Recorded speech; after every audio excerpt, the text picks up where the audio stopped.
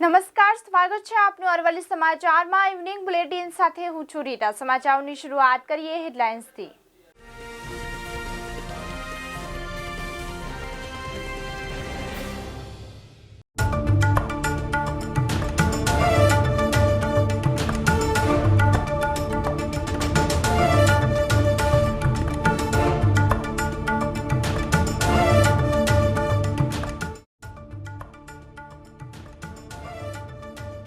અમદાવાદના પોળના ધાબાનું ભાડું કોઈ મલ્ટીનેશનલ કંપનીના મેનેજરના પગાર જેટલું થયું।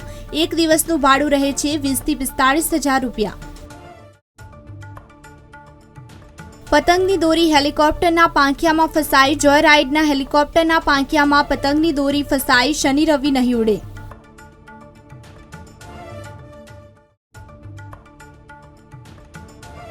સ્પેશિયલ ટ્રેન દોડશે। પશ્ચિમ રેલવે બાંદ્રા ટર્મિનસ અને અમદાવાદ વચ્ચે સુપરફાસ્ટ સ્પેશિયલ ટ્રેન દોડાવાશે।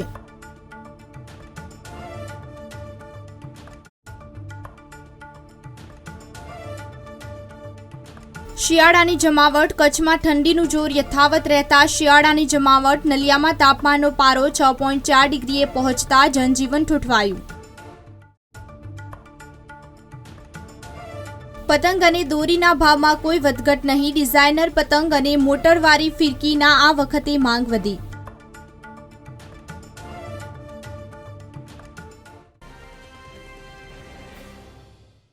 વિસ્તરણ રેન્જ વડાલી તથા નોર્મલ રેન્જ વડાલી દ્વારા શેઠ સીજે હાઈસ્કૂલના સહયોગથી કરુણા અભિયાન અંતર્ગત વડાલી શહેરમાં રેલીનું આયોજન કરવામાં આવ્યું હતું, જેમાં ચાઇનીઝ દોરી તેમજ તુક્કલનો ઉપયોગ ન કરવો અને પક્ષી બચાવવા અભિયાન દ્વારા લોક જાગૃતિ માટે આ રેલી યોજાઈ હતી। આ રેલી શહેરના હાઈવે રોડ ઉપર ફરી હતી। આ પ્રસંગે આરએફઓ એચકે ડાબી, શેઠ સીજે હાઈસ્કૂલના આચાર્ય હરેન્દ્રસિંહ ચંપાવત, વિસ્તરણ રેન્જ અને ક્ષેત્રીય રેન્જના સ્ટાફ સાથે શેઠ સીજી હાઈસ્કૂલના વિદ્યાર્થીઓ રેલીમાં જોડાયા હતા।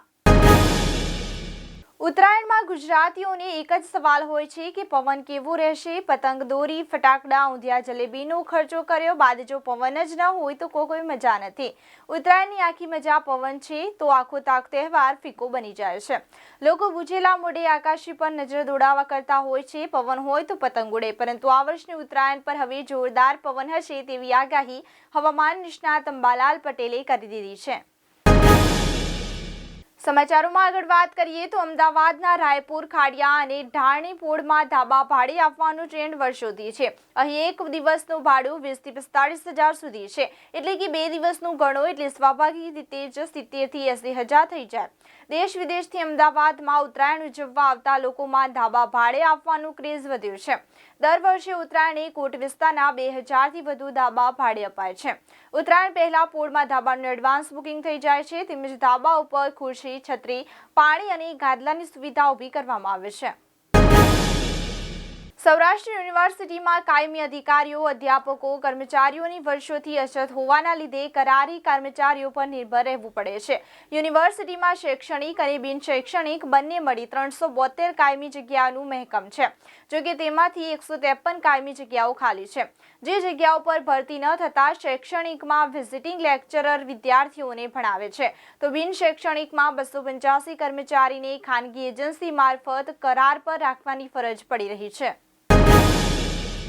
બીજી તરફ નજર કરીએ તો સાબરમતી રિવરફ્રન્ટ પરથી સાયન્સ સિટી સુધી 5 મિનિટની હેલિકોપ્ટર જોયરાઇડ ચલાવાય છે। હેલિકોપ્ટર જ્યાંથી ઉડાન ભરે છે તેની આસપાસ રહેઠાણવાળો વિસ્તાર છે અને હાલમાં ઉત્તરાયણનો તહેવાર નજીક હોવાથી લોકો પતંગ ચગાવે છે। ગત સપ્તાહે જોયરાઇડ વખતે પતંગની દોરી હેલિકોપ્ટરના પાંખિયામાં ફસાઈ જતા 2.5 કલાક માટે રાઇડ બંધ કરવી પડી હતી, જેથી આ શનિ અને રવિવાર દરમિયાન હેલિકોપ્ટર જોયરાઇડ નહીં ઉડે। અરબ સાગરના કાંઠે વસેલા સરહદી કચ્છ જિલ્લામાં નવા વર્ષના પ્રારંભથી તાપમાનનો લઘુત્તમ પારો સતત નીચે સરકી રહ્યો છે, જેને લઈ શિયાળાના માહોલની જમાવટ જામી છે, તો ડંખીલા પવનની હાજરીએ ઠંડીનું જોર વધારી દેતા જનજીવન ઠૂંઠવાયું છે। જિલ્લાની પશ્ચિમી છેવાડે આવેલા નલિયાની વાત કરવામાં આવે તો નલિયાનું લઘુત્તમ તાપમાન 6.4 ડિગ્રીએ નોંધાવા પામ્યું છે, જ્યારે જિલ્લા મથક ભુજમાં લઘુત્તમ પારો 22 ડિગ્રીની આસપાસ સ્થિર નોંધાઈ રહ્યું છે। ઉત્તરાયણ પર્વની હવે ગણતરીના દિવસો બાકી છે. યુવાનો પતંગ અને ફિરકીની ખરીદીમાં અત્યારથી જ વ્યસ્ત જોવા મળી રહ્યા છે. તો બજારમાં પણ અવનવી પતંગ અને ફિરકીઓનું ધૂમ વેચાણ થઈ રહ્યું છે. મકર સંક્રાંતિ પર્વને ઉજવવા નાના બાળકોથી લઈ યુવાનો અને મોટેરાઓમાં ભારે થનગનાટ જોવા મળી રહ્યો છે. યુવાનોએ દોરી અને પતંગની ખરીદી કરવાનું અત્યારથી જ શરૂ કરી દીધું છે. અમરેલી જિલ્લામાં ઉત્તરાયણ પર્વ પર લોકોને સાવચેતી રાખવા માટે તંત્રએ અપીલ કરી હતી.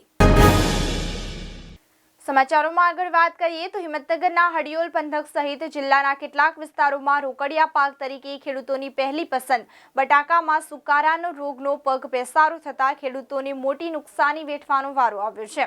સુકારાનો રોગ એવો છે કે એક ખેતરમાં પગ પેસારો કરતા બાજુના ખેતરોમાં પણ તેની દહેશત રહે છે.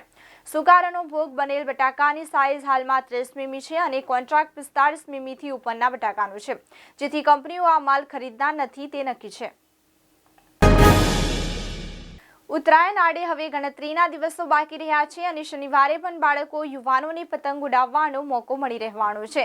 ત્યારે પતંગ દોરીના ભાવ પણ ગત વર્ષ જેટલા જ હોવાનું અને પતંગ રસિયા મન મૂકીને નવી વેરાયટી સહિત પારંપરિક ચેલ, ખંભાતી પતંગ અને દોરીની ખરીદી કરશે તેવું વેપારીઓ જણાવી રહ્યા છે.